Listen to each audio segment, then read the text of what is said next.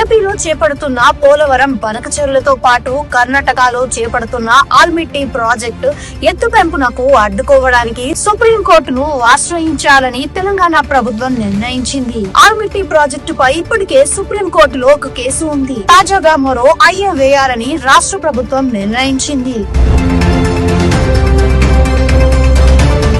యువతను డ్రగ్స్ వచ్చి నుంచి తప్పించి క్రీడా వైపు ఆకర్షించేందుకు ప్రభుత్వం కీలక నిర్ణయం తీసుకుంది. అందులో భాగంగా 80 లక్షల ప్రైజ్ మనీతో తెలుగు ప్రీమియర్ లీగ్ క్రికెట్ టోర్నీని నిర్వహించనుంది. సే నో టు డ్రగ్స్ నినాదంతో నిర్వహించనున్న ఈ మెగా ఈవెంట్ లో 2 రాష్ట్రాల్లోని దాదాపు 600 మంది టీంలు పాల్గొననున్నాయి.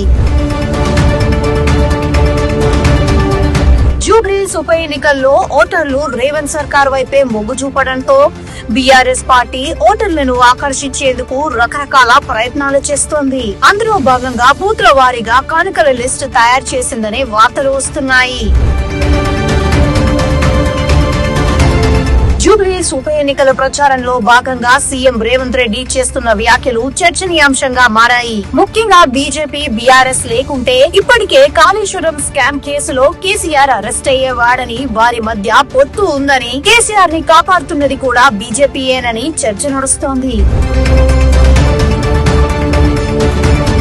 బీఆర్ఎస్ నేతలు తమతో టచ్ లో ఉన్నారని కల్వకుంట్ల కవిత చేసిన వ్యాఖ్యలు సంచలనంగా మారాయి. అందులోనూ జూబ్లీహిల్స్ ఉప ఎన్నికల్లో బీఆర్ఎస్ కు వ్యతిరేకంగా కవిత వర్గీయులు ప్రచారం చేస్తుందనే ప్రచారం నేపథ్యంలో కవిత చేసిన వ్యాఖ్యలకు ప్రాధాన్యం ఏర్పడుతుంది.